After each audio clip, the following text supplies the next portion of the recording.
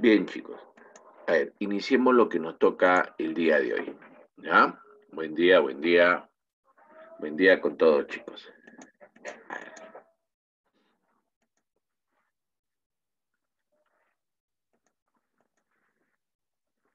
A ver, la definición que se maneja de economía viene a ser la definición más usada a nivel mundial. Esta definición le pertenece a Lionel Robbins.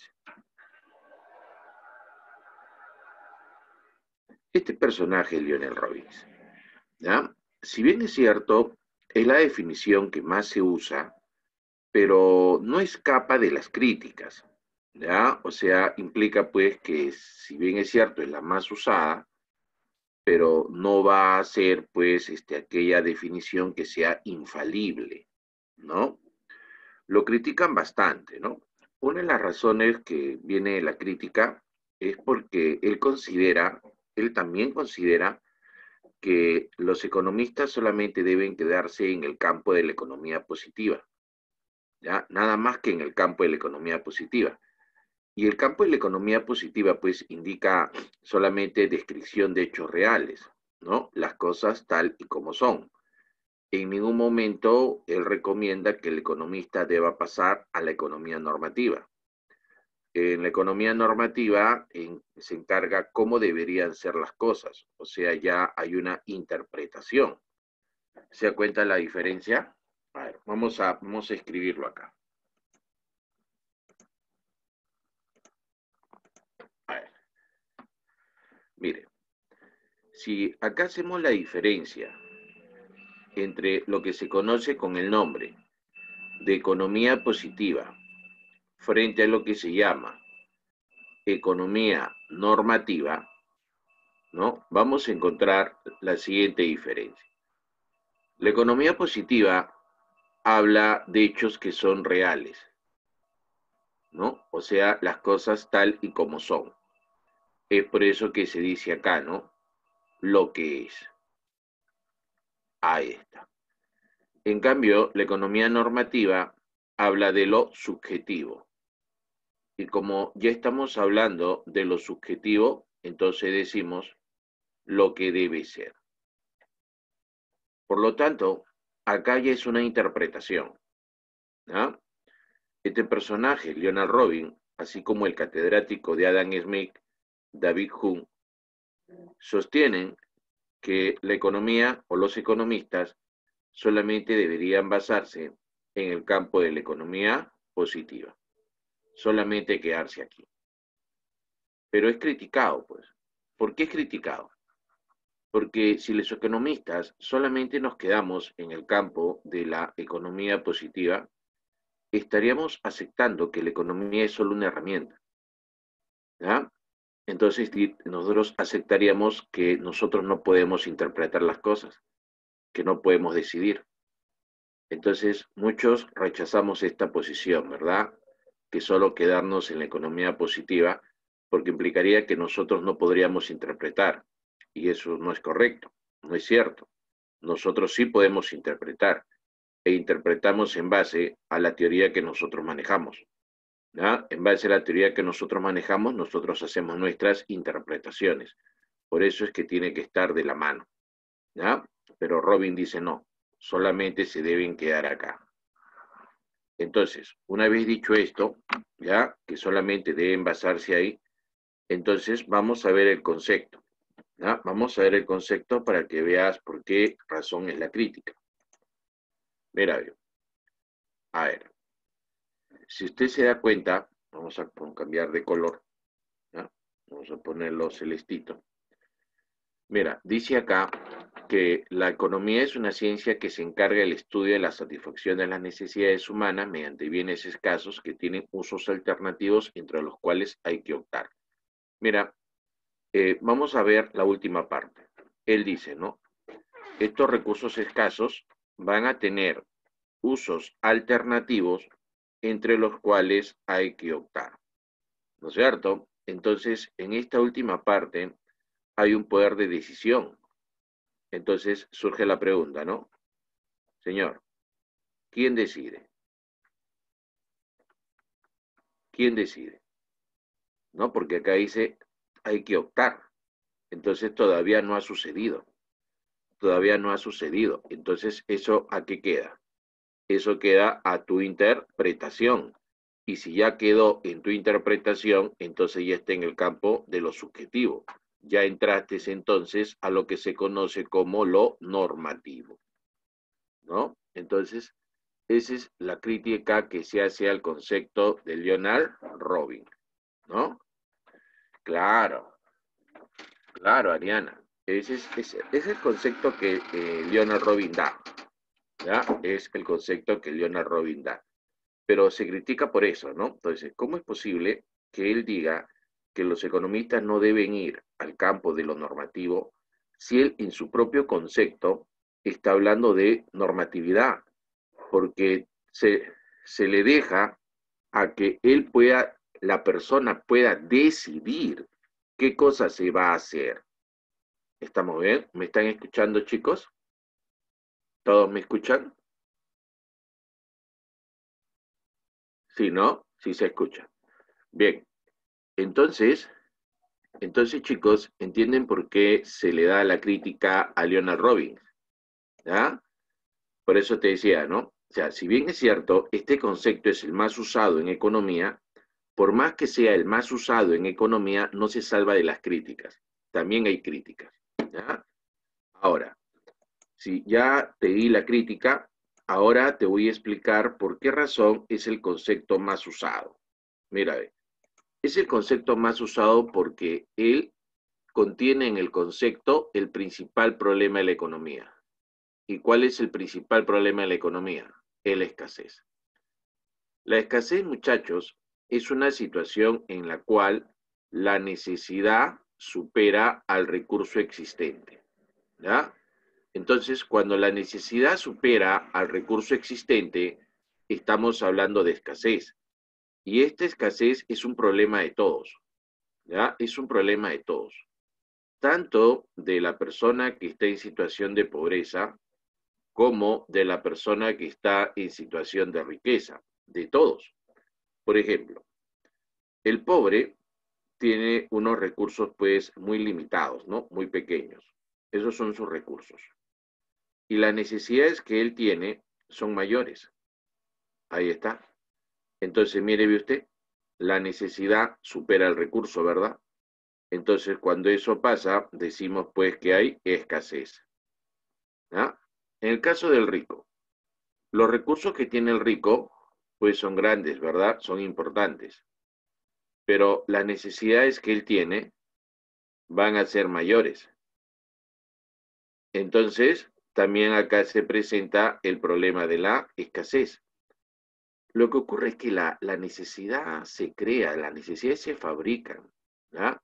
Las necesidades se fabrican y eso hace que la necesidad supere al recurso. Es como si la necesidad fuera el aceite y el recurso fuera el agua, ¿no? O sea, estamos en un mundo donde las necesidades se crean artificialmente y al crearse, pues, van apareciendo más en el ser humano. Es por eso que el ser humano, pues, conforme más tiene, más quiere, ¿no? Tenemos más, queremos más, o sea, fabricamos necesidades. Recuerdo un día que fui allá por la avenida Colón, allá en el centro de Lima, me fui a almorzar después de dictar en Pitágoras, y mira, al costado del Chifa que siempre iba, hay un centro vegetariano. Me llamó la atención, entré, y ahí estaban, yo estaba comiendo, y estaban también en otras mesas unos señores vestidos de blanco, los Hare Krishna me parece que se les llama, ¿no?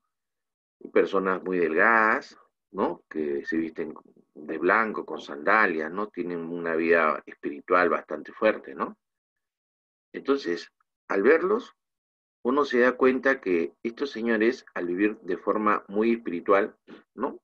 Eh, con respecto a las necesidades materiales, ¿no? Porque obviamente ellos sí tienen necesidades espirituales, pero con respecto a las necesidades materiales, eh, no quieren mucho. Entonces sus necesidades materiales de ellos son muy bajas. Entonces las personas que vivan en esa situación de espiritualidad, ellos obviamente sí van a solucionar su problema, ¿no es cierto? Pero ya estamos hablando de llegar a ese nivel, ¿no? En el resto de los mortales, eso pues me parece que no se va a lograr, ¿no? ¿Ah?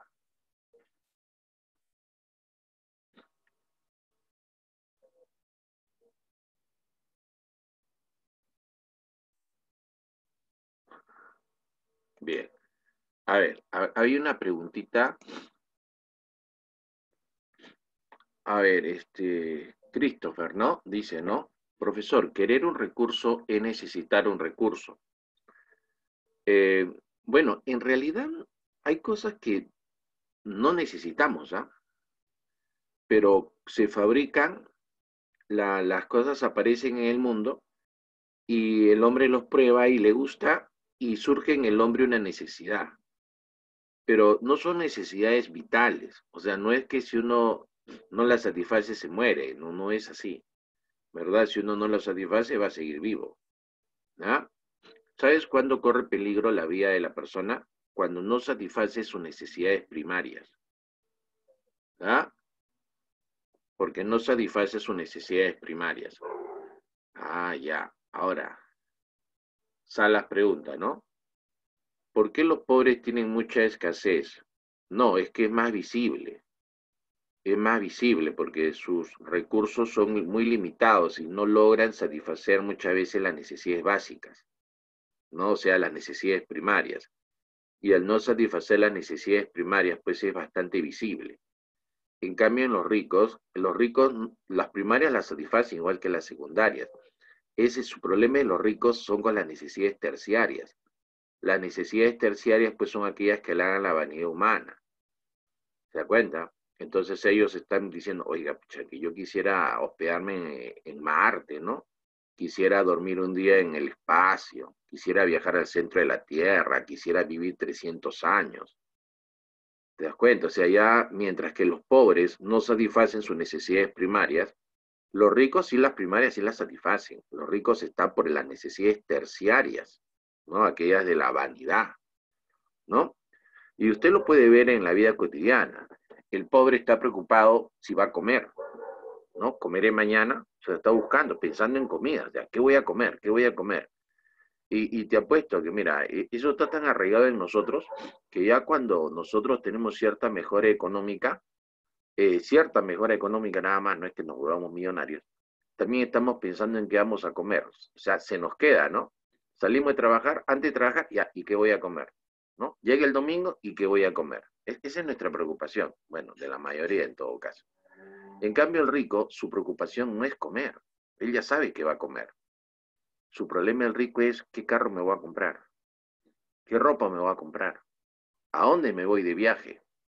¿Se dan cuenta? O sea, son problemas diferentes, pero por más que sean problemas diferentes, en ambos casos se va a presentar la llamada escasez, ¿ya? Y ya les he mencionado que la escasez es aquella situación en la cual la necesidad supera al recurso. O sea, estamos hablando de una falta. Entonces, como la escasez es el principal problema de la economía, y Leonard Robin, cuando da su definición sobre economía, menciona a la palabra escasez, pues obviamente hace que esa definición dada por Leonard Robin sea la más usada. ¿Estamos bien? Ah, ya, profesor. Ahora, tenemos a este personaje que nos indica pues que solo tiene un sol, pero él quiere comprarse un vaso de moliente y un pan con camote. ¿Estamos bien? Un vaso de moliente y un pan con camote. Pero cada uno de estos productos cuesta un sol, ¿ya? Cada uno de estos productos cuesta un solcito. Entonces, él dice rápidamente, ¿no? No me va a alcanzar. No me alcanza, señor.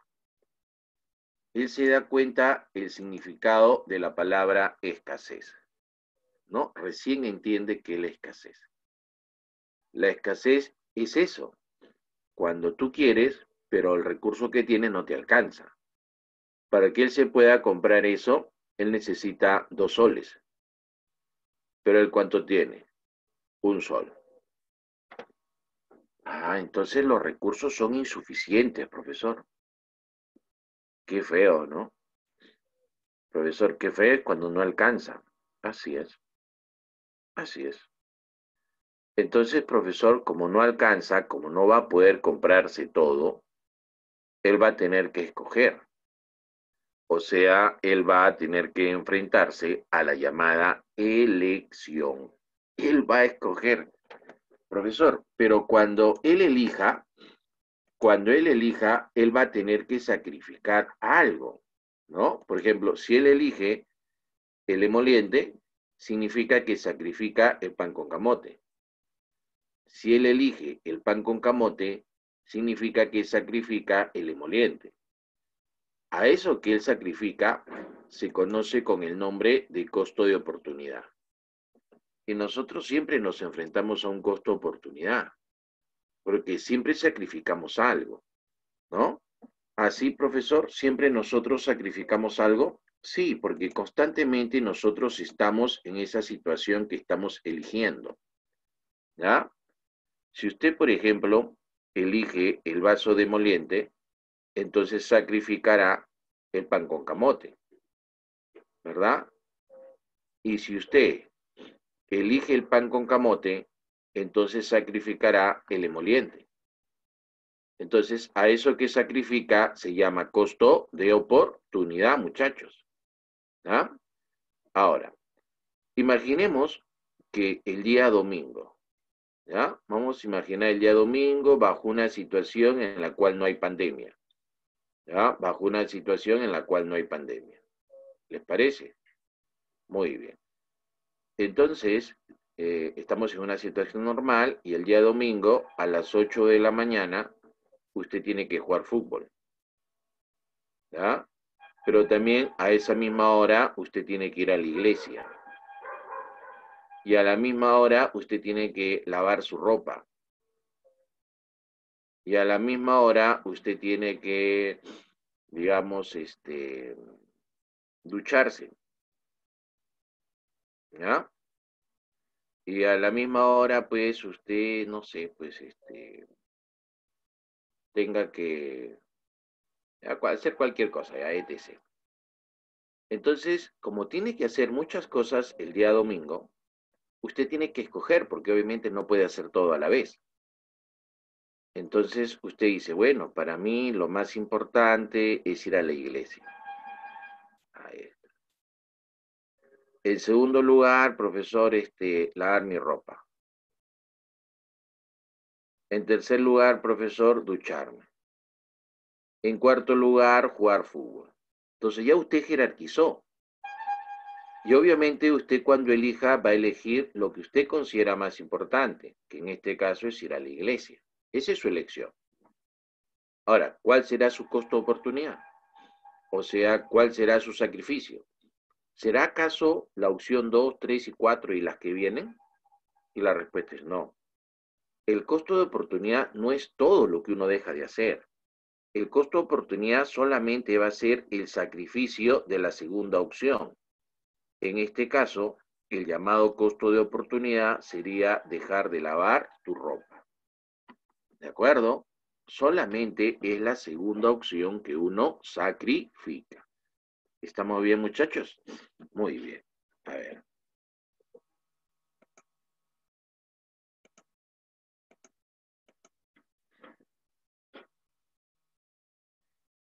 Miren, ve acá.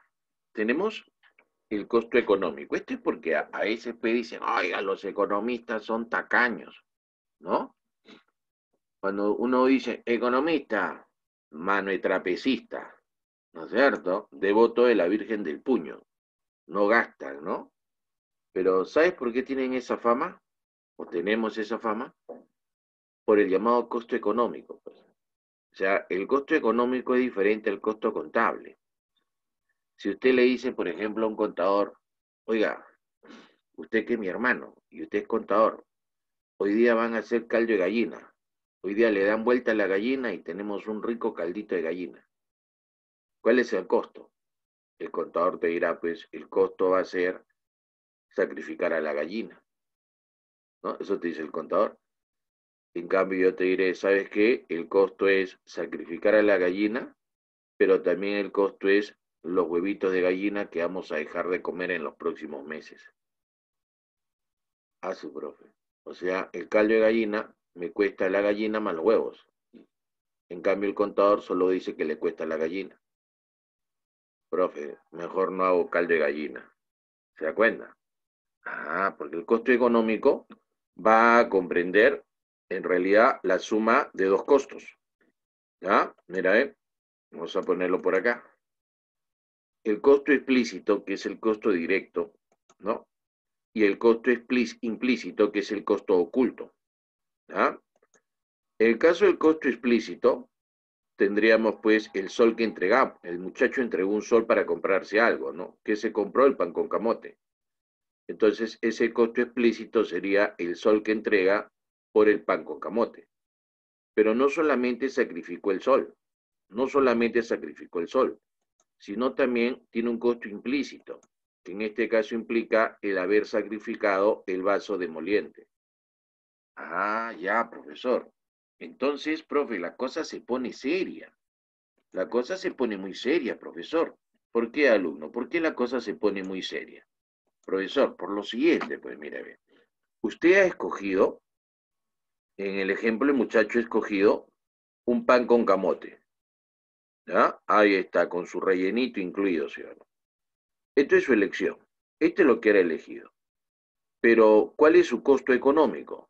Su costo económico, profesor, es el sol que él sacrificó más ese vaso de emoliente. Entonces el economista dice, ¿no?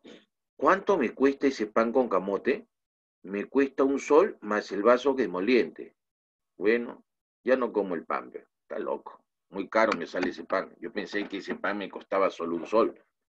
Y no me cuesta solo un sol. Me cuesta un sol más un vaso de emoliente, así que es carísimo. No gasto mi sol. ¿Se da cuenta? Entonces, cuando usted comienza a pensar de esa manera, usted ya no va a gastar tan rápido. Porque se supone que nosotros compramos algo porque lo que compramos lo valoramos más que lo que vamos a entregar a cambio, ¿sí o no? No sería lógico que tú entregues un valor mayor a cambio de un valor menor, ¿sí o no? Por ejemplo, voy a dar esta situación. Imagínate que usted me dé un carro por un par de zapatos. ¿Le convendría? No, ¿verdad? Usted, nadie, o sea, nadie en su sano juicio entrega un valor mayor por un valor menor. ¿Se da cuenta?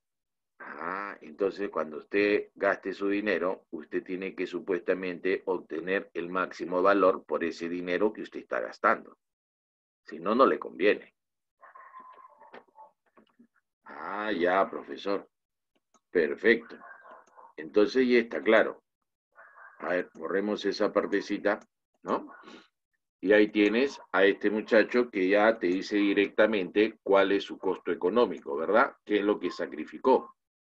Ah, sacrificó su sol con su vaso de emoliente. ¿Estamos bien?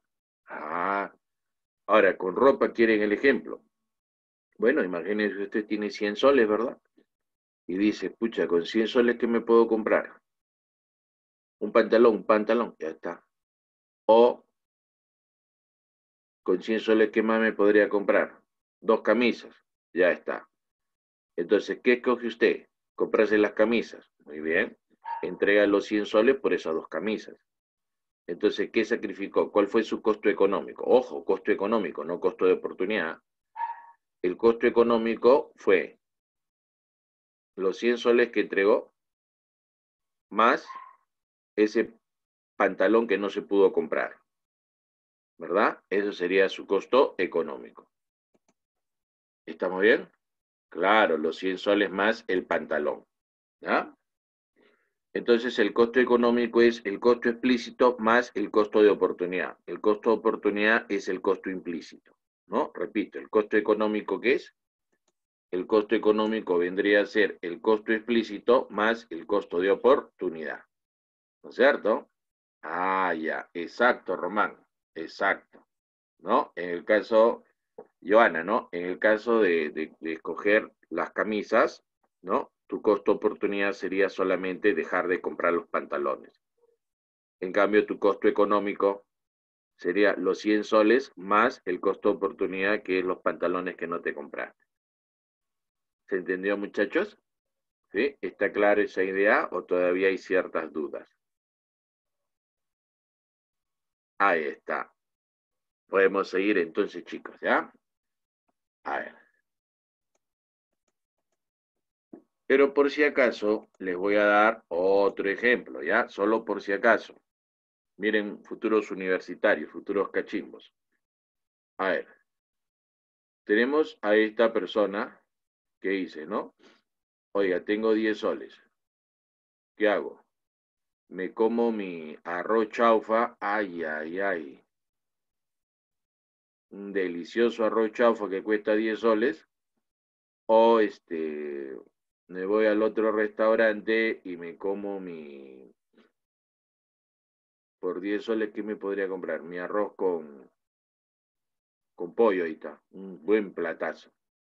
Entonces, si usted coge el arroz chaufa, dígame usted, ¿cuál sería su costo de oportunidad? Solo el costo de oportunidad. Profesor, mi costo de oportunidad sería el arroz con pollo. ¿Estamos bien? El arroz con pollo que sacrifiqué. ¿De acuerdo, chicos? Ya está. Pero si ahora ya no te pregunto el costo oportunidad, sino te pregunto cuál sería tu costo económico. Profesor, mi costo económico sería los 10 soles que sacrifiqué más el arroz con pollo, ¿no? O sea, esto es tu costo de oportunidad, ¿verdad? Y esto acá es tu costo explícito. Ahora, ¿con esto está más claro, muchachos?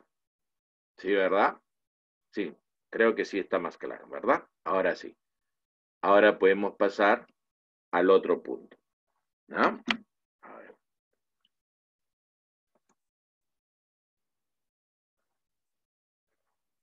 Claro, Víctor. Claro, son diferentes posturas, pues, ¿no? O sea, ellos manejan un costo contable, que es solamente el explícito, y nosotros manejamos un costo económico, que es el explícito más el implícito, ¿ya?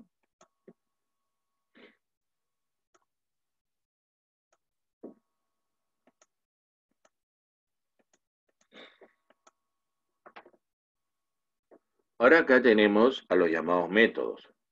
Mira, este método inductivo, ¿no? ¿Cuándo se utiliza el método inductivo, muchachos? Mira, esto lo explica Waldo Mendoza de esta manera. Esto te va a servir no solamente para el examen de admisión, sino durante tu carrera universitaria y también cuando algún día comiences a elaborar tu tesis para graduarte. Mira, ve, es muy fácil de entender, ¿ya? A ver, vamos a hacer lo siguiente.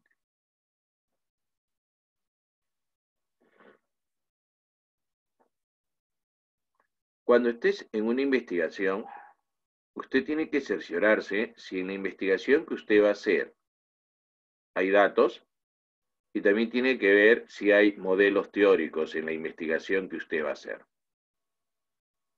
¿Ya? ¿Por qué? Porque eso le va a permitir a usted poder identificar qué método es el que tiene que utilizar. ¿Estamos bien? Ah, profesor. O sea que para yo poder elegir un método, yo tengo que primero darme cuenta sobre los datos y los modelos teóricos, ¿sí? Eso es lo primero que tiene que hacer usted. Por ejemplo, a veces uno escoge un campo de investigación en la carrera que ha elegido, en la cual solamente hay datos, ¿ya? Solamente hay datos. pero no existen modelos teóricos todavía sobre lo que vamos a estudiar. Entonces está complicado eso, ¿no?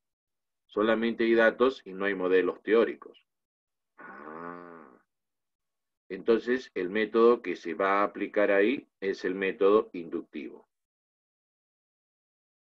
¿Ah? ¿Y para qué sirve? Mira, al aplicar este método inductivo, nos va a permitir poder predecir. O sea, este método sirve para poder predecir qué cosa va a pasar.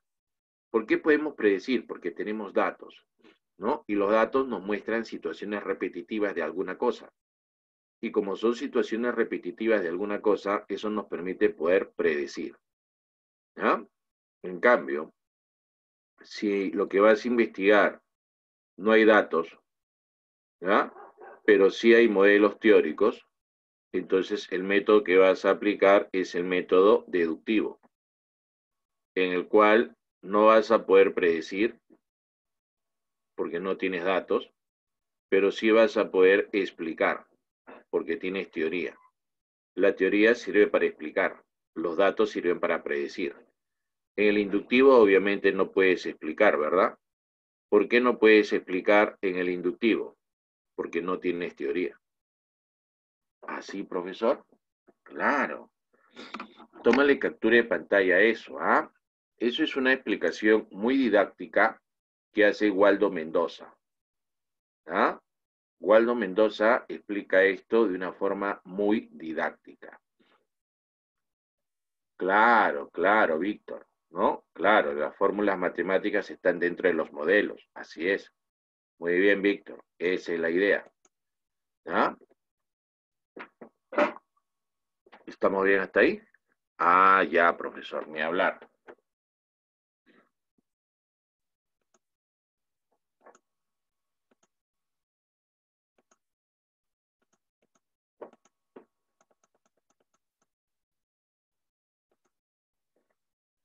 Él es Waldo Mendoza Bellido, uno de los mejores economistas en el Perú, catedrático de la Católica. En su libro ¿Cómo investigan los economistas? Está explicado de una forma muy didáctica este método inductivo, ¿no? Si usted lee ahí, dice claramente, ¿no? Se basa en datos, pero no hay modelos teóricos, ¿no? Entonces, como solamente tienes datos y no tienes modelos teóricos, entonces te permite predecir, pero no explicar. Profesor, pero yo he leído que el método inductivo va de lo particular a lo general. Y te diré que eso es así, pues. Así es, así funciona. El método inductivo va de lo particular a lo general. De esta manera, mira. A ver, acá está el caso particular y de ahí se hace la generalización hacia una ley. Entonces, ahí estás utilizando el método inductivo, ¿no? Pero estos casos particulares, ¿no? Casos particulares nos preguntamos, ¿cuántos tienen que ser?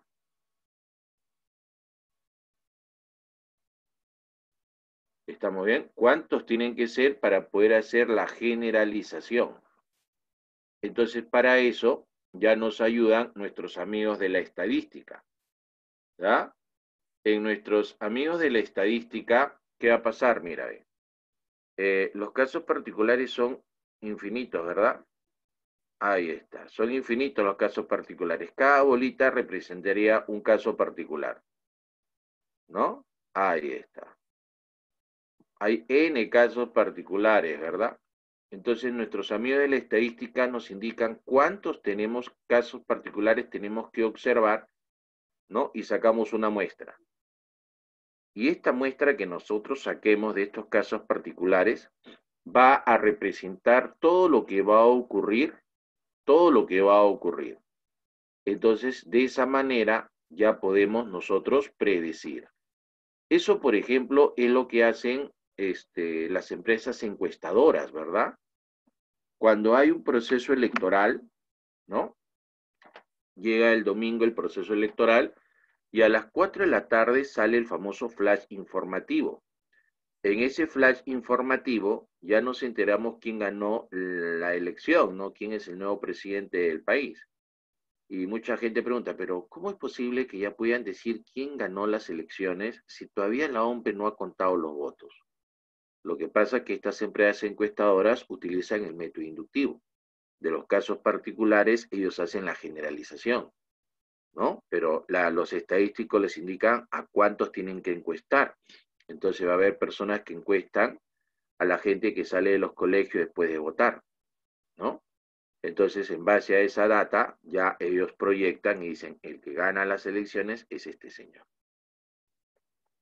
¿Se entendió entonces una situación del método inductivo? Ah, sí. Sí, profe, sí entendía. Sí entendí eso. Está fácil, ¿ah? Otro que aplica el método inductivo es el papá, ¿no? El papá dice, ¿no? Caramba, mi hijo, cuando llego a la casa le encuentro viendo tele.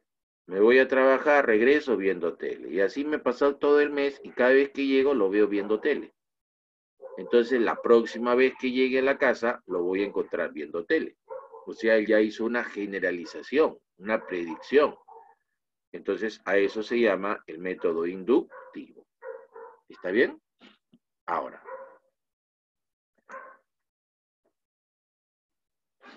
Katia dice, ¿no? Katia dice, pero puede fallar ese método, ¿no? La verdad que sí, Katia. El método inductivo también es criticado. ¿Por qué? ¿Por qué es criticado? Porque dicen, si las cosas particulares son infinitos, por más que tú hagas una muestra que aparentemente es representativa, nunca realmente unos casos particulares pueden demostrar fielmente lo que pasa en la realidad. Así que también puede fallar, ¿no? Pero se usa.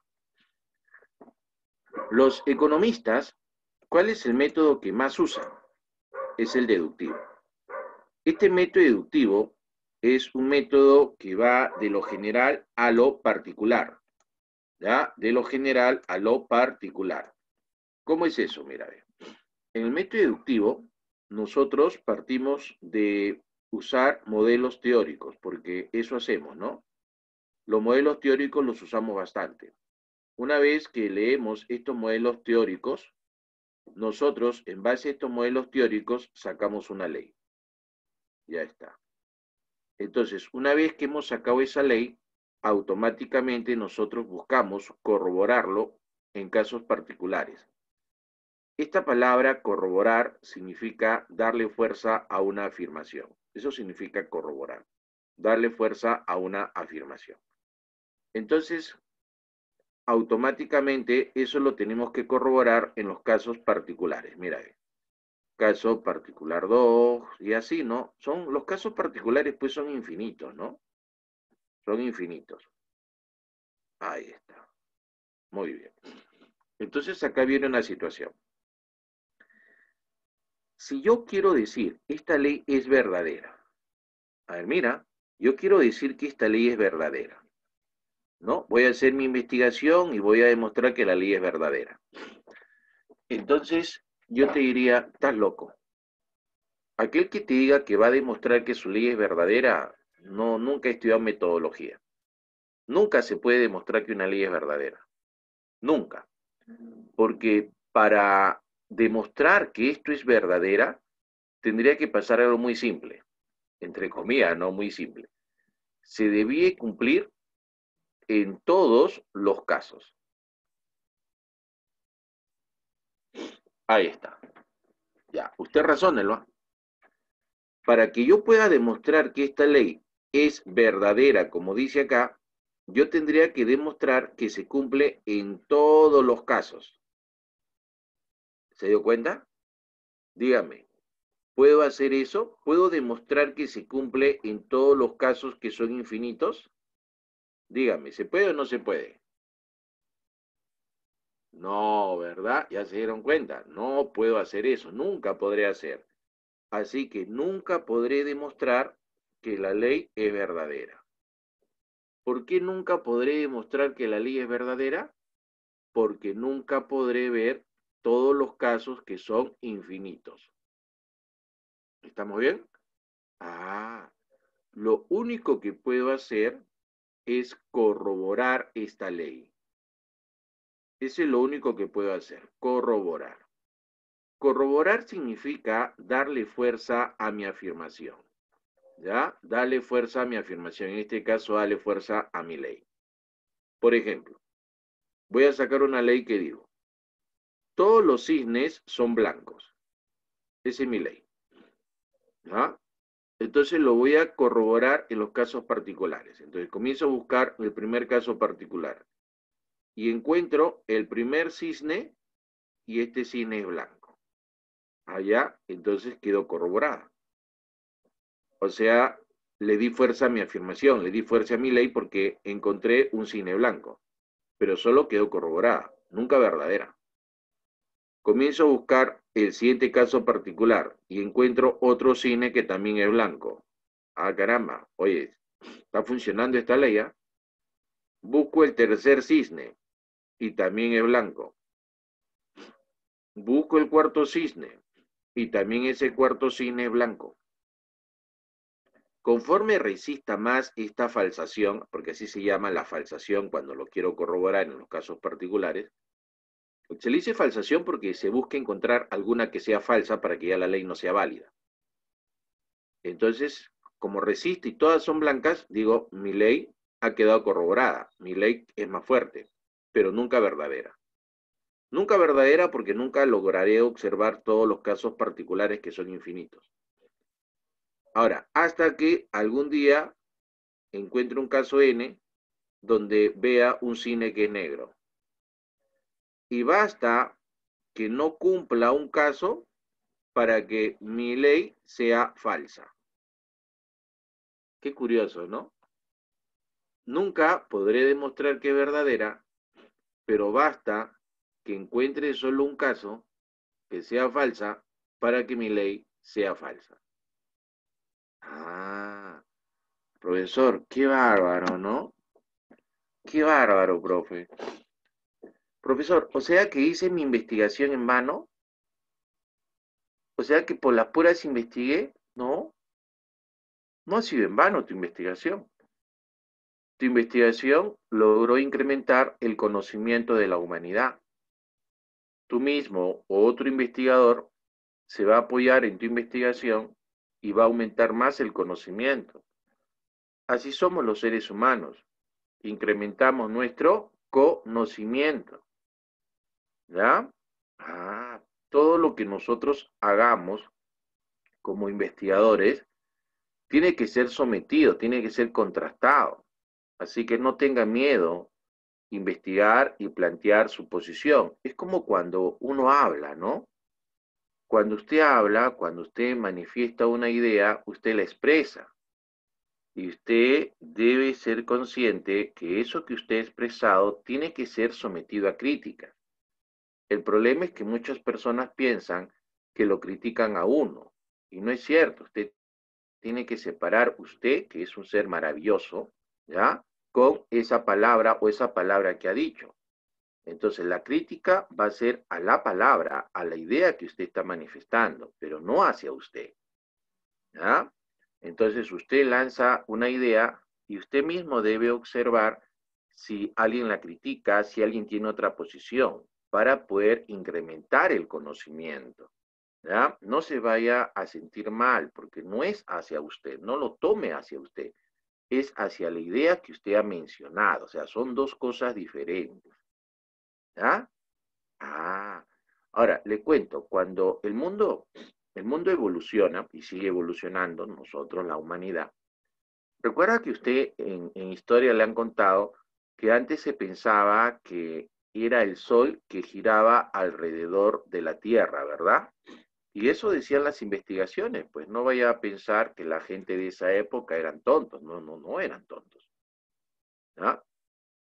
Pero era lo que daba la investigación, ¿no? Porque sacabas tus modelos teóricos y querías corroborarlo, a ver si el Sol giraba alrededor de la Tierra, y veían, ¿no?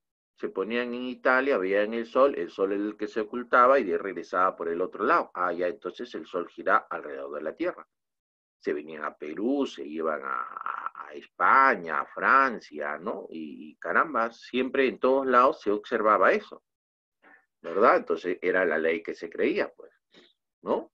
Pero hasta que se encontró un caso que no cumplía y se demostró que no, es la Tierra que gira alrededor del Sol, ¿no es cierto? Entonces, esas leyes que consideramos válidas en este momento no significa que sean válidas toda la vida, porque en algún momento el conocimiento se incrementará más. ¿Se entendió?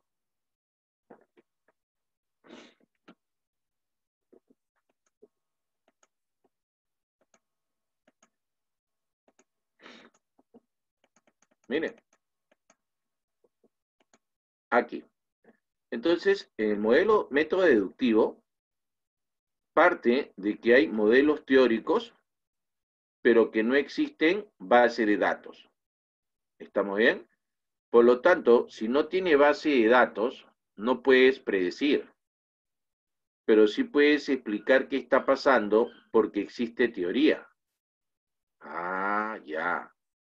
Entonces, acá te dice, ¿no? Claramente, te permite explicar, pero no predecir. ¿Ya? Y este método es el método que más se usa en la economía.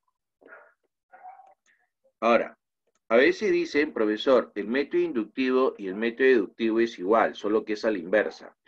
No necesariamente, porque usted ha visto que el deductivo se aplica cuando tienes datos, no, cuando no hay datos, pero sí hay teoría. ¿Estamos bien?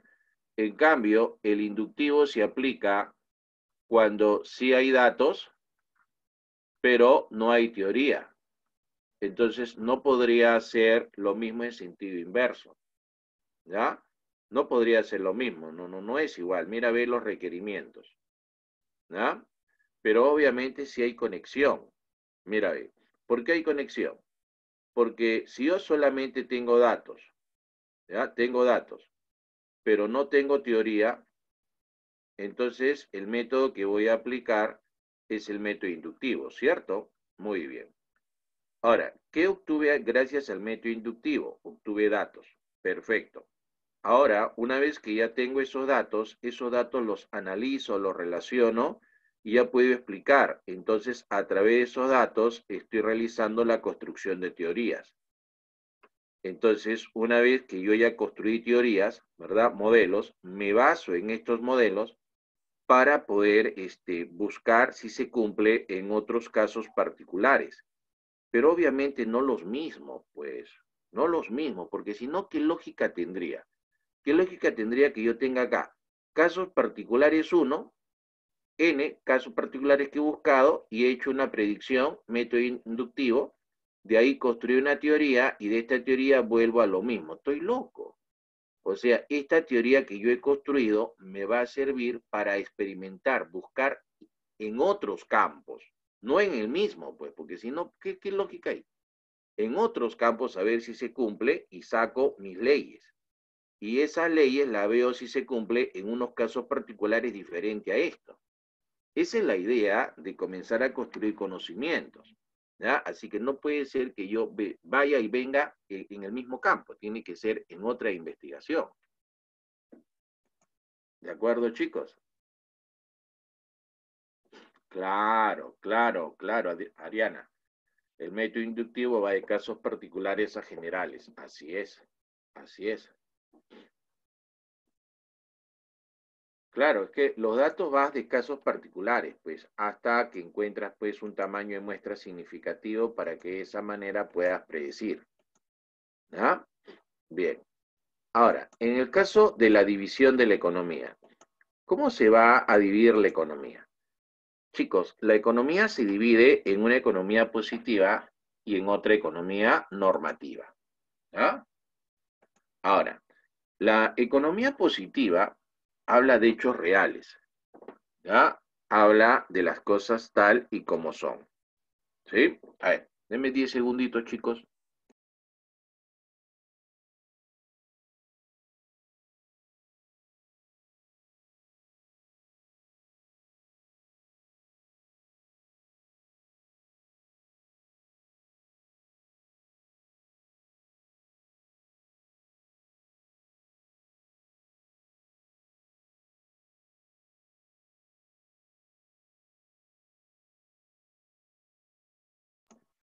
Bien, chicos, disculpen. A ver, tenemos acá una economía positiva que habla de qué? Habla de los hechos que son reales. ¿Ya? Ahí está. ¿No? Entonces, si habla de los hechos reales, se deja de lado los juicios de valor. Entonces, acá usted tiene que ser recontra objetivo. Acá usted va a manifestar las cosas tal y como son, tal como se presentan, ¿no? Por ejemplo, esta famosa ley, ¿no? La ley de Engel. Siempre cuando usted esté en el campo de la economía positiva, ya no vaya a perder de foco que usted va a manifestar hechos reales, nada más. Y esos hechos reales que usted va a manifestar, esa descripción de los hechos reales, puede ser a través de una noticia que haya pasado, puede ser una ley que establece en causas-efecto, ¿no es cierto? Ah, o sea, concreto, lo que haya pasado, claro, por eso dice realidad. En el caso de la ley de Engel, sostiene que las personas que ganan más destinan una proporción menor de esos ingresos a los alimentos. Entonces, por aquí tenemos los ingresos y en este otro extremo a los alimentos. ¿Estamos bien? Entonces, imaginamos que una familia tenga un ingreso de 1.000 soles mensuales y que para los alimentos destina 600 soles. Si la persona ahora o esa familia incrementa sus ingresos considerablemente a 30.000 soles mensuales, va a destinar a los alimentos, digamos, la cifra de 6.000 soles, ¿no? Profesor, entonces, si uno gana más, va a destinar más dinero a los alimentos, va a consumir más. Bueno, eso es cierto, ¿no? Si uno gana más, consume más, pues eso es inevitable, ¿no? Pero ella lo relaciona al porcentaje, ¿no? Y mire, ve, 600 soles de 1.000 soles, eso representa el 60%. Por acá, 6.000 soles de 30.000 soles, eso representa el 20%. ¿Se dio cuenta?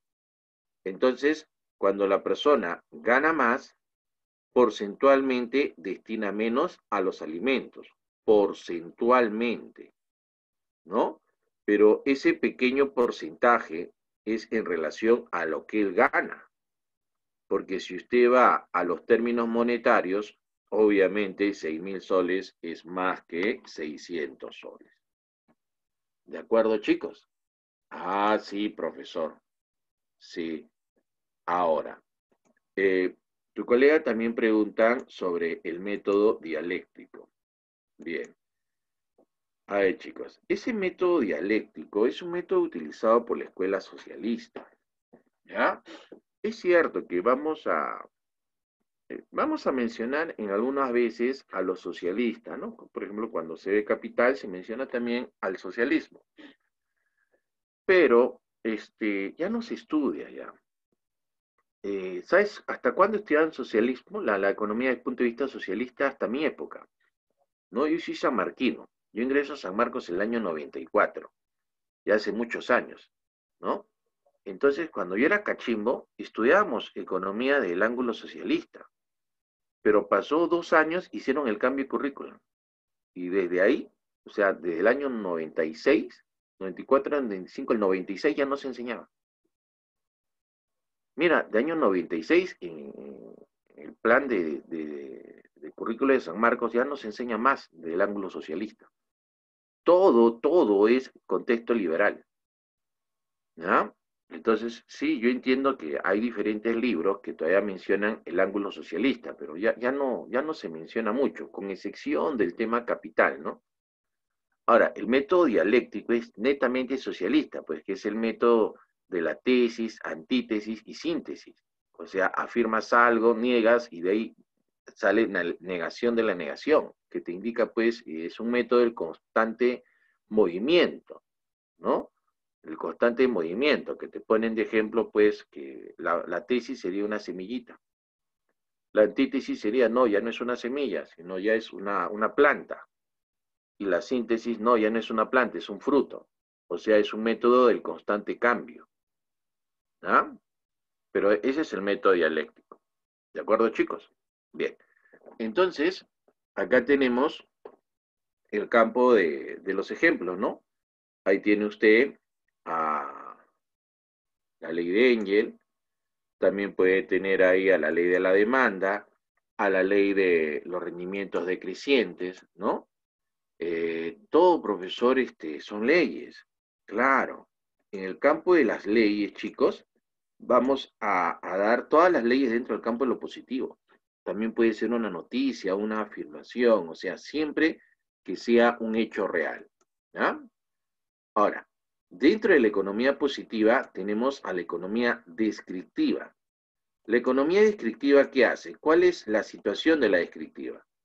La descriptiva solamente tiene que arrojar datos, nada más, esa es su chamba. Esa es su chamba de la economía descriptiva, encontrar datos, nada más. Para encontrar datos, tenemos que observar y describir fielmente la realidad, nada más que eso. Debemos observar y describir fielmente la realidad para poder obtener datos. ¿Estamos bien? Si en esa observación y descripción que hace el investigador comete el error de poner su subjetividad, entonces va a entrar en un gran problema, porque los datos que va a obtener ya los contaminó. Así que su investigación no va a servir.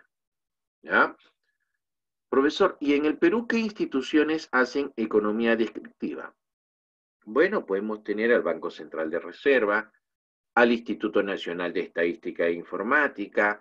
También pues las empresas encuestadoras hacen eso, hacen un levantamiento de datos. ¿Ah?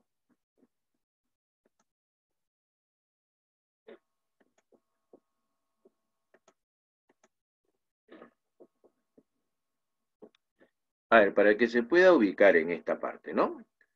Mire, mire, si usted acá tiene a la llamada economía, la economía se divide en una economía positiva que te manifiesta hechos reales y en una economía normativa que te va a mostrar las posiciones subjetivas, ¿verdad? ¿Cómo crees tú que deben ser las cosas? Dentro de la economía positiva tenemos a una economía descriptiva y a la llamada teoría económica. ¿Estamos bien? En esta economía descriptiva les dije que el resultado que tiene que arrojar es datos, ¿verdad? Estos datos ahora se llevan al campo de la teoría económica. ¿Qué hacemos con estos datos? Estos datos los analizamos y tenemos la capacidad de poder explicar. ¿Estamos bien? Ah, ya. Se analiza y se explica. ¿Se acuerdan cuando les explicaba el método inductivo y deductivo? Entonces yo le digo, óigase, ¿el inductivo es igual que el deductivo? Falso, pues, no es igual. ¿Por qué? Porque en el inductivo usted saca casos particulares hacia una ley. Y en el deductivo saca una ley hacia casos particulares. Profe, pero es lo mismo en sentido inverso. No, no es lo mismo. ¿Por qué, profesor? Porque en esta ley que usted ha sacado, usted solamente está sacando una predicción, nada más. No está explicando nada, solamente está prediciendo. Y está prediciendo porque los casos particulares se repiten, ¿no? En cambio acá, usted está sacando un caso general a través de las teorías que tiene, ¿no? Y de esas teorías que tiene, usted busca que se corrobore en los casos particulares. Ah, no es lo mismo, ¿no? Pero, profesor, acá me dice que los datos, si yo los analizo y lo explico, y hago teoría. Exacto. Entonces, este método inductivo te sirve para tener datos. Pero solo eso, pues. Y puedes predecir, pero nada más. Ahora, si tú con estos datos ya comienzas a analizarlo y construyes teorías, tienes que construir teorías, pero producto del análisis y la explicación. ¿Estamos bien? Entonces ya construiste una teoría.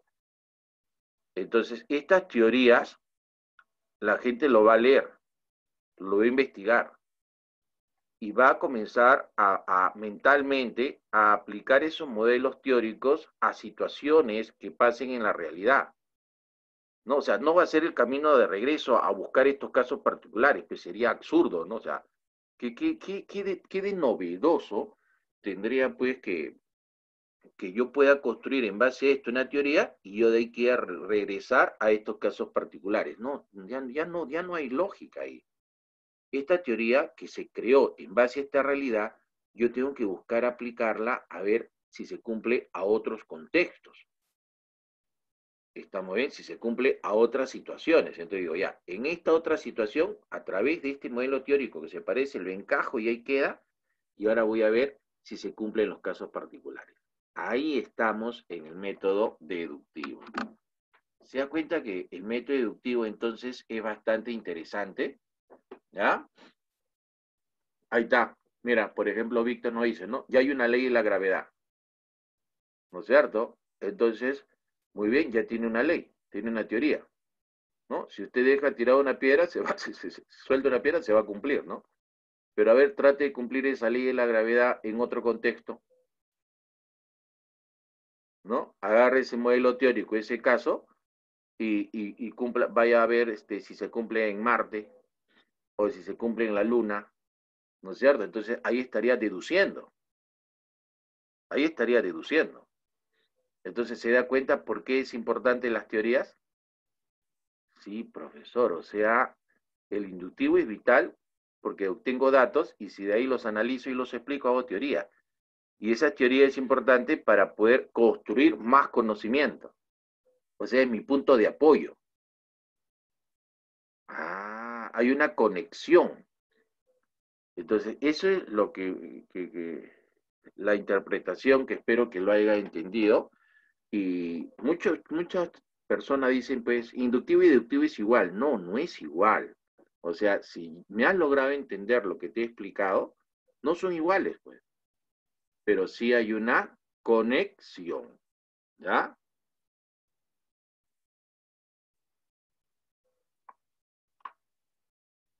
Ah, ya. No, claro, claro, Ronald. Teoría y ley son diferentes. Lo que estoy diciendo es que a través de ese modelo teórico, de esa teoría, usted se basa y construye una ley, ¿no es cierto? Ah, ya, o sea, esa teoría me va a servir a mí para construir una ley. No es que la teoría sea igual que una ley, no es igual. Los modelos teóricos me sirven para construir leyes. ¿Te das cuenta? Y esas leyes quiero ver que se lleven a casos particulares a ver si se cumple. ¿Estamos bien? ¿De acuerdo, Ronald? ¿Sí? Ronald ha dado una apreciación importante. Las leyes no son iguales que teorías, sí, pero eso no estoy diciendo, sino que las teorías me sirven de base para poder construir mis leyes. ¿Se da cuenta? Ah, ya. Muy bien. Hasta ahí entonces, chicos. ¿Está claro esa parte?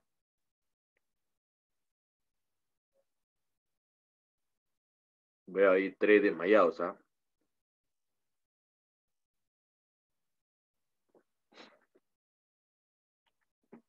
Bien, a ver, vamos a proceder a borrar esta parte.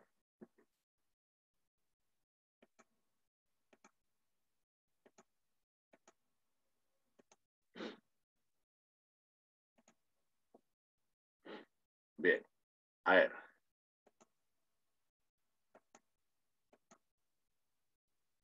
Entonces, la teoría económica, ¿para qué cosa nos va a servir? La teoría económica nos va a servir para poder analizar y explicar. Dentro de la teoría económica encuentro a la micro y a la macroeconomía. Miren, regreso acá. ¿Para qué me sirve la teoría económica? Para analizar y explicar. O sea, me permite explicar qué está pasando, ¿no? Me permite explicar. La macroeconomía es el estudio de la economía como un todo, mientras que la microeconomía es el estudio de los componentes. La microeconomía estudia a la familia, estudia a la empresa, estudia la formación de precio en un mercado. Eso es la micro. Familia, empresa, formación de precio en un mercado. Mientras que la macroeconomía son cifras gruesas, ¿no? O sea, la economía como un todo. Es por eso que se ha puesto el mundo, ¿no? Acá usted va a estudiar el PBI, la inflación, ¿verdad? Ah, es como si usted estuviera viendo el mundo a través de su Google Earth, ¿no? Que ve todo el mapa, ¿no? Todo el mundo, todo el planeta. Eso sería la macro. De ahí lo enfoca a ver los países, las provincias. Eso seguiría siendo macro. Micro ya pues sería cuando ese carrito de Google pasa por todos lados y comienza a ver, ves tu casa, tu calle, a veces han grabado hasta, te han grabado a ti o a tu hermano, le han tomado fotos, ¿verdad? Tu papá saliendo, hay casos que ven a sus familiares por internet. Entonces ya, eso sería pues a nivel micro, ¿ya? ¿Estamos bien hasta ahí? Claro, Fátima, claro. La micro estudia la composición, mientras la macro estudia el todo, ¿no? Ah, ya, profesor. La macro el todo y la micro, claro. O sea, por eso señalé, ¿no? Tan al revés para que te puedas despertar, ¿no? La macroeconomía estudia el todo, mientras que la microeconomía estudia los componentes. ¿Ah? Bien. Ahí están, pues, ejemplos de la macro y la micro, ¿no?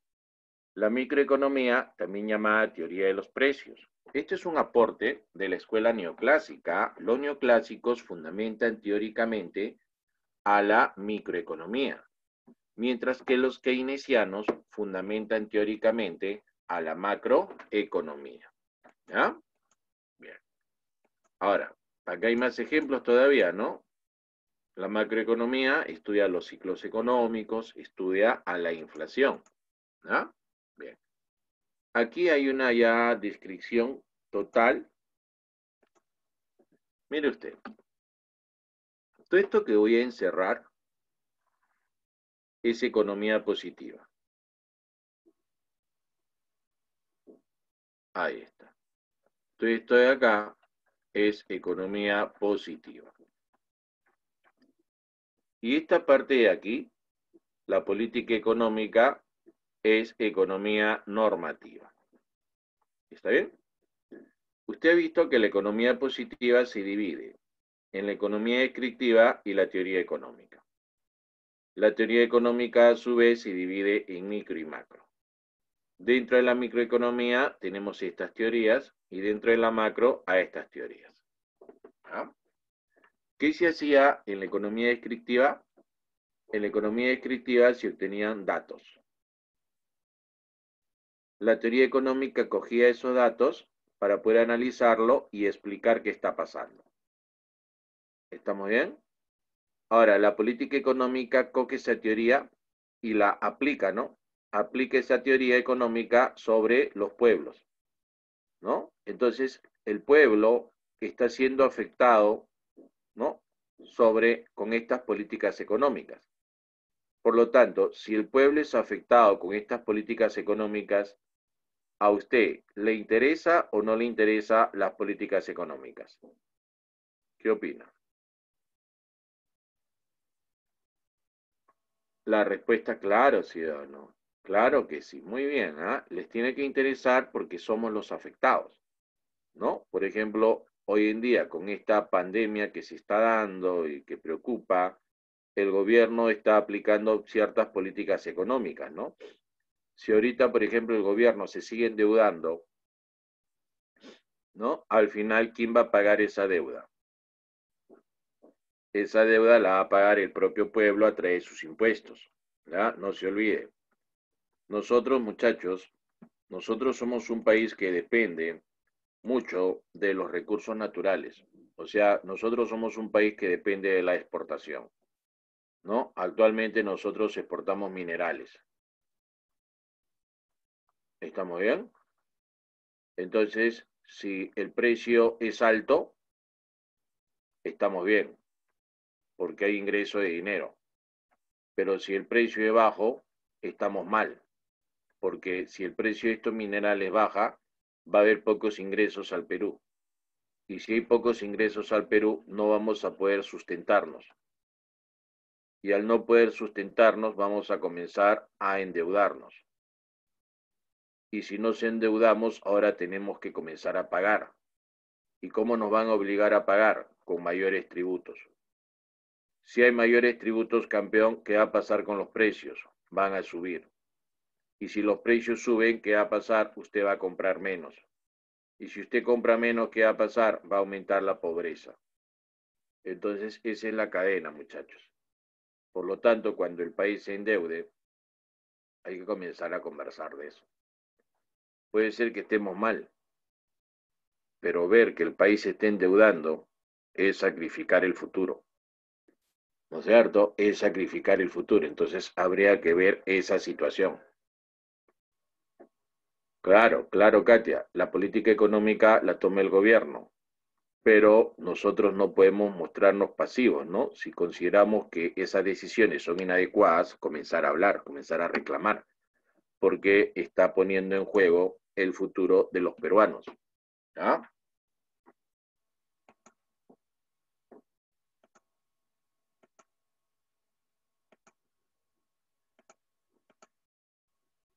Ahora, mira acá, en la economía normativa. En la economía normativa es lo que debe ser. ¿Cómo nosotros consideramos que deben ser las cosas? Entonces, ahí ya viene interpretaciones, pues, ¿no? Ya acá comienza la bronca, ¿no? Porque todos no interpretan lo mismo, ¿no? Por ejemplo, decir, ¿no? Se debe eliminar el salario mínimo legal. Entonces, al decirte, se debe eliminar el salario mínimo legal, es una posición, ¿ya? Es una posición, no es una verdad absoluta, ¿ya? Solo una posición, ¿ya? Ah, ya, profesor. Porque va a haber otras personas que van a decir, ¿no?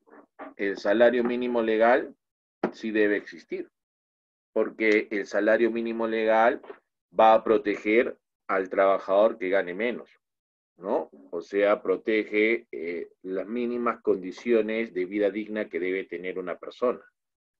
Entonces es polémico, pues, ¿no? Ahora, otro dice, ¿no? Las personas de mayores ingresos deberían ganar a lo máximo 5 veces más de lo que recibe el que menos gana. Ahí dice debería. No es algo que ha pasado. Dice debería. Y en el primer ejemplo dice se debe eliminar. Dice se debe. No ha ocurrido. O sea, lo que no ha ocurrido, porque son opiniones, son interpretaciones, cómo deben ser las cosas, ahí está en el campo de lo normativo. ¿Ya? Bien. Dentro de esta situación de lo normativo, vamos a encontrar a las llamadas políticas económicas. Ahí sí, mire usted, cuando se habla de la política económica, se habla de ese conjunto de medidas, ese conjunto de acciones que aplica el gobierno para poder lograr determinados objetivos. ¿Qué objetivo busca? Bueno, ahí está. Esos objetivos. Te dicen ahí el pleno empleo. ¿Qué es el pleno empleo? El pleno empleo es una situación en la cual el país logró obtener la producción máxima. Qué bacán, ¿no? Qué bacán que el país obtenga la producción máxima, porque eso significa que todas las fábricas, ¿verdad? Las empresas están produciendo a su más alta capacidad. Entonces, la cantidad de empleo que se genera es bárbara, ¿no? Entonces, ese es un objetivo que buscan los países, llegar a su pleno empleo. ¿Ah? Es como decir que, que las personas van a llenar agua a la calle, ¿no? En sus baldes, recipientes, etc., ¿no? Entonces decimos, ya, todos los que han venido acá a juntar agüita para llevarse a su casa, le vamos a llenar todos sus recipientes que hayan traído. Entonces vino un señor con 4 cilindros y se lo llenaron. Entonces, como los 4 cilindros están llenos, decimos, este señor está en pleno empleo, pues porque ha copado todo. Y de ahí viene un señor con una botella de 1 litro y le llenan su botella de litro, entonces este señor también estará en pleno empleo. Ah, o sea, profesor, que el pleno empleo es producir al máximo de tu capacidad. Entonces, profesor, el pleno empleo de Estados Unidos no va a ser igual al pleno empleo del Perú, así es. Estados Unidos sería como ese señor con 4 cilindros por llenar, ¿sí o no? Y el Perú sería como el otro señor con su botella de 1 litro por llenar. Entonces, ambos están llenos, ambos están en pleno empleo, ambos están en producción máxima, pero obviamente su producción no es igual, ¿no? ¿Entendieron? Ah, ya, profesor, sí, sí, sí estoy entendiendo, ¿ah? Y ahora, el crecimiento económico. El crecimiento económico se da cuando se incrementa el famoso PBI per cápita, ¿no? O sea, sería pues más o menos cuando esos recipientes que tienes para llenar van subiendo el nivel de agua, ¿no? ¿Está muy bien? Entonces tienes una botella de 1 litro, entonces vas llenando, está en la mitad, medio litro, estás creciendo. 700 estás creciendo, 800 estás creciendo, 900 estás creciendo, llegas a 1000, completaste, pleno empleo. ¿Estamos bien? O sea, pleno empleo es cuando llenas el recipiente y el crecimiento económico es cuando el agua va subiendo, ¿no? Hasta que llega al tope de llenar todo el recipiente en el cual ya estás en el pleno empleo. Estabilidad de precios.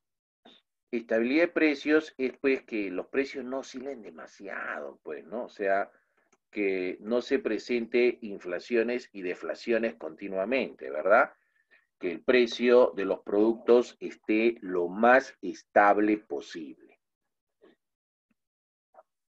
Dentro de las políticas económicas tenemos, chicos, a las llamadas políticas monetarias, ¿no? Esta política monetaria lo diseña el Banco Central de Reserva, el BCR, ¿ya? Este Banco Central de Reserva puede aplicar una política monetaria de corte expansiva o blanda. Mira, ve, en esta política consiste en que se aumenta la masa monetaria, o sea que va a haber más dinero en la economía. Si hay más dinero en la economía, esa abundancia de dinero va a hacer que el precio del dinero se reduzca. El precio del dinero se llama tasa de interés, ¿no? Ahí está, se ha reducido la tasa de interés. Entonces, como hay un dinero más barato, ¿ya? Eso va a generar estas tres cosas. Menor consumo, no, menor ahorro, mayor inversión y mayor consumo. ¿Por qué? A ver, vamos a explicarlo de esta manera. Miren, chicos, a ver, ahí está el banco. Entonces, si acá nos dice que la tasa de interés se está reduciendo, ¿no? Entonces, esta tasa de interés que el banco te está cobrando es menor. ¿Sí o no? Si el banco te cobra menos tasa de interés por los préstamos que te hacen, entonces usted se va a prestar más plata del banco. ¿Sí o no? Y si usted se presta más plata del banco, entonces usted va a poder aumentar su nivel de consumo, pero también va a incrementar su nivel de inversión. ¿Se da cuenta? ¿Qué es lo que aparece aquí? ¿Ah? Por el otro lado, si esta tasa de interés se reduce, porque eso es lo que está pasando, se está reduciendo la tasa de interés, entonces usted ya no va a querer guardar mucho dinero en el banco, va a guardar menos, ¿sí o no? ¿Por qué va a guardar menos? Porque el banco te está pagando menos tasa de interés. Entonces ahí aparece, mira, ve, baja el nivel de ahorro. ¿Entendió? ¿Por qué razón cuando aplicas una política monetaria expansiva o blanda llegas a estas consecuencias? Bien. Lo contrario sería pues aplicar una política monetaria contractiva o dura, en la cual se va a reducir la masa monetaria. Bueno, acá son los mecanismos para reducir la masa monetaria, ¿verdad? Y al haber menos dinero en la economía, la tasa de interés sube. Si esta tasa de interés sube, la gente va a querer ahorrar en el banco, porque si el banco paga más interés, entonces quiere ahorrar más. Pero como ahora no solamente paga más interés, sino también cobra más intereses. Al cobrar más intereses, la gente ya no se pide prestado. Y si no se pide prestado, hay menos inversión y menos consumo. En la fiscal, mira esta política fiscal. En la fiscal la diseña el Ministerio de Economía y Finanzas, el MEF. ¿Y qué instrumentos utiliza el ministerio? Utiliza el gasto de gobierno y los impuestos. ¿Ah? Entonces podemos aplicar acá una fiscal contractiva. ¿Cómo consiste una fiscal contractiva? ¿Ah? En la fiscal contractiva consiste en que se incrementen los impuestos y se baje el gasto de gobierno. ¿Ya? Eso va a pasar. ¿Ya? Ah, ya, profesor. O sea, aquí en la fiscal contractiva, los impuestos deben estar subiendo y el gasto de gobierno debe estar bajando. Mira, al subir los impuestos, el consumo baja y bajan las inversiones. ¿No? ¿Por qué razón? A ver, mira, ve. A ver, si vamos, si una chiquita, si tiene 100 soles y el Estado le cobra 10 de impuesto, ¿cuánto le queda a usted? Le queda 90, ¿sí o no? Pero si ahora el Estado le cobra 30 de impuesto, ¿cuánto le va a quedar a usted? 70. Entonces, en la medida que el impuesto se incremente, le están quitando dinero a la gente. Le están quitando dinero a la gente, le están quitando dinero a las empresas. Entonces, la gente con menos dinero va a consumir menos. Las empresas con menos dinero van a invertir menos. Entonces, acá dice claramente, ¿no? Cuando el gobierno sube los impuestos, baja el consumo y baja la inversión. ¿Estamos bien? Ahora, también baja el gasto de gobierno. Acá dice, baja el gasto de gobierno. Entonces, el gobierno hace menos obras públicas. Y si hace menos obras públicas, la gente tiene menos trabajo. Y si tiene menos trabajo, consume menos. Hay también menos inversión. Esto hace que se reduzca la demanda agregada. Eso afecta rotundamente a la demanda agregada. Entonces, si la gente deja de comprar, baja la producción, baja el empleo, bajan los precios porque es una variable cíclica, ¿no? Gráficamente, mira, ven. A ver, agárrate cuando te desmayes. Ahí está la demanda agregada y ahí está un precio, ¿sí o no? Como está bajando la demanda agregada, la gente está comprando menos, entonces, ¿qué debe pasar con los precios? Debe estar bajando, ¿no? Ah. ¿Usted se ha dado cuenta que el precio de los alquileres está bajando? Alquileres de departamentos, de casas está bajando. Por eso, pues, porque la demanda agregada ha bajado. ¿Ya? Hay bastante gente que ha abandonado sus departamentos y se ha mudado a la casa de sus padres. ¿Ya? Está pasando eso porque no hay plata, pues. ¿Ya? Bien.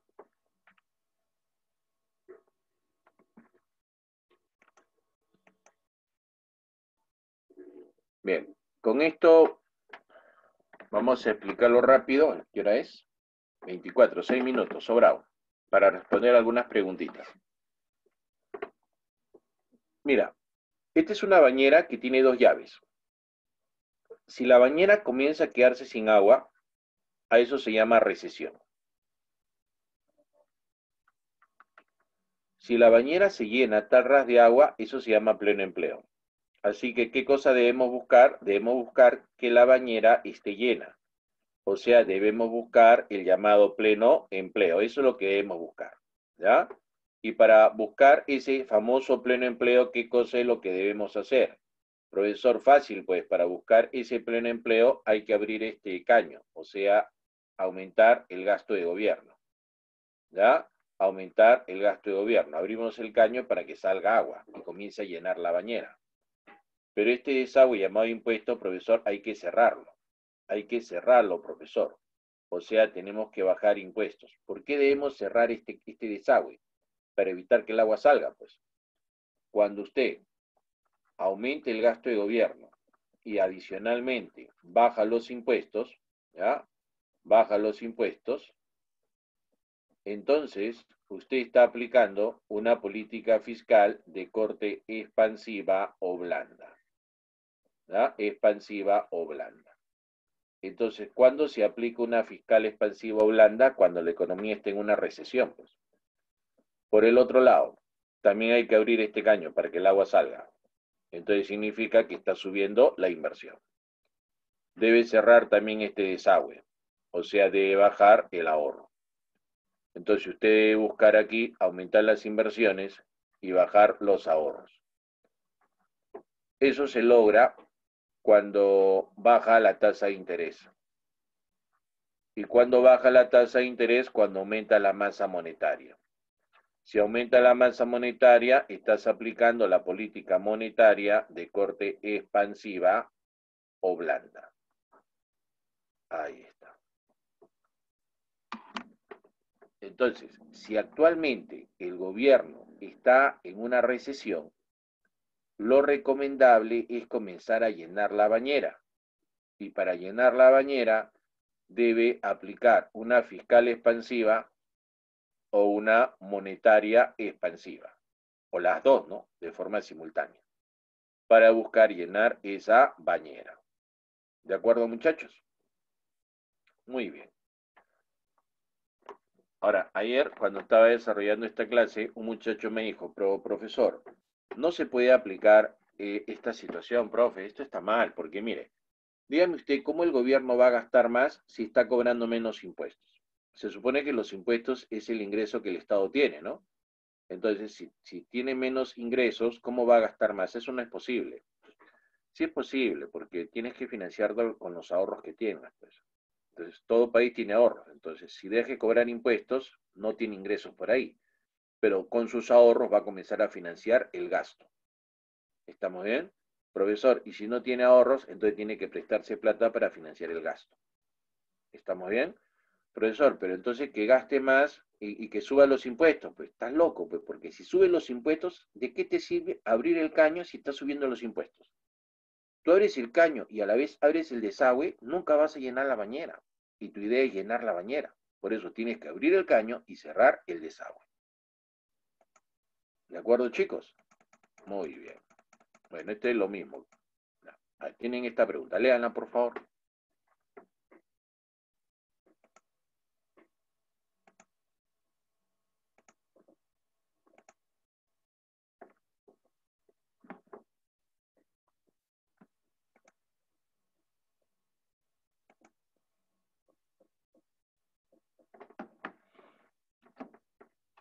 A ver, repito, ¿ah? A ver, los últimos resultados indican que la economía está en contracción. Sí es cierto. Ante esta situación, el gobierno central ha tomado la decisión de aumentar el gasto público. Ahí está, aumenta el gasto público en obras de infraestructura pública nacional. Esta medida representa acciones de la política, muy bien, esa es una política fiscal, ¿no? Que sigue los lineamientos de la escuela, esa es keynesiana. John Maynard Keynes, esto se hizo famoso en la depresión de 1929. Entonces la respuesta sería la alternativa A, ¿no? Fácil, ¿verdad? 2. ¿Qué dice? En una clase, un docente habla acerca de la canasta de consumo y cómo la información se consigue gracias al trabajo que realiza el INEI. Muy bien. Entonces, acá nos habla de una información dada por el Instituto Nacional de Estadística e Informática, ¿verdad?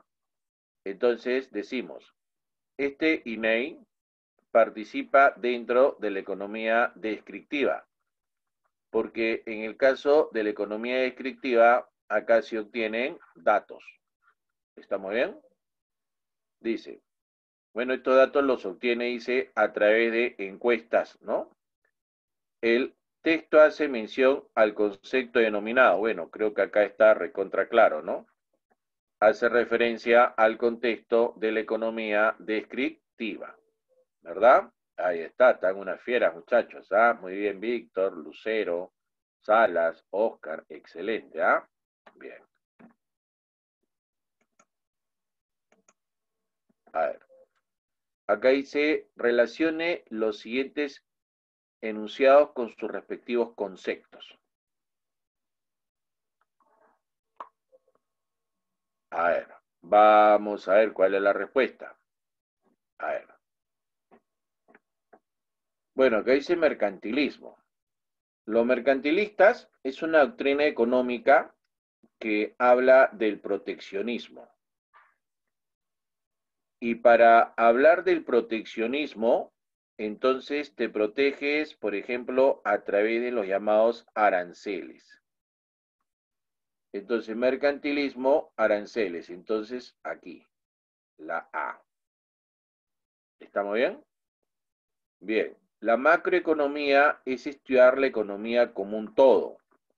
La macroeconomía estudia fenómenos como, por ejemplo, de la inflación, el desempleo, el llamado Producto Bruto Interno, Producto Bruto Nacional, etc. ¿No?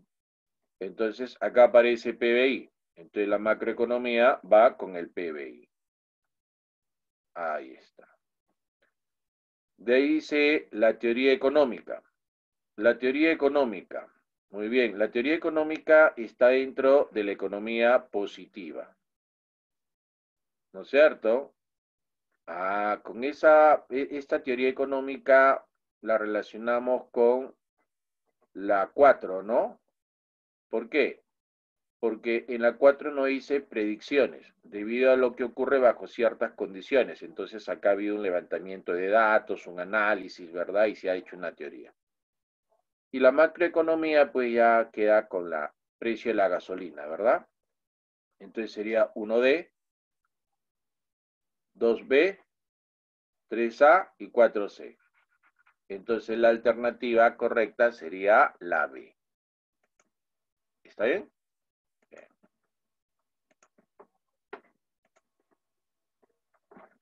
A ver. Uy, ya con esta terminamos, ¿ah? Con esta ya terminamos, a ver. Ya nos pasamos de la hora. Dice 4. Luego de una exposición, un ponente concluye con la siguiente afirmación. Cuando el gobierno decide poner en circulación una excesiva cantidad de dinero con respecto a la producción, se puede inferir un efecto inmediato que será el incremento de los precios de mercado.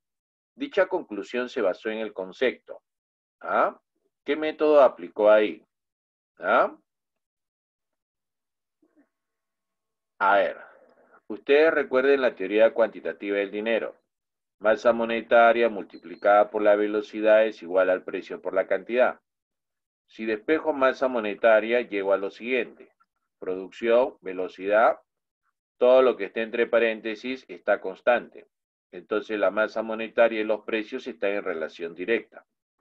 Por lo tanto, al aumentar la masa monetaria, está subiendo el precio. ¿No es cierto? ¿Cómo se llama esto? Esto se llama la teoría cuantitativa del dinero. ¿No es cierto? Entonces ya está en teoría.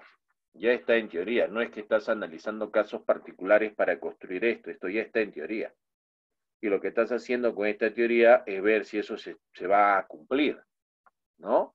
Entonces, definitivamente, eso está en el campo del método deductivo, ¿ya? Deductivo. Bien, muchachos. Ahí nos vamos a quedar, ¿ya? Ya nos vemos la próxima semana, chicos, ¿ya? Cuídense bastante, muchachos. No se olviden mantener el distanciamiento social, ¿ya?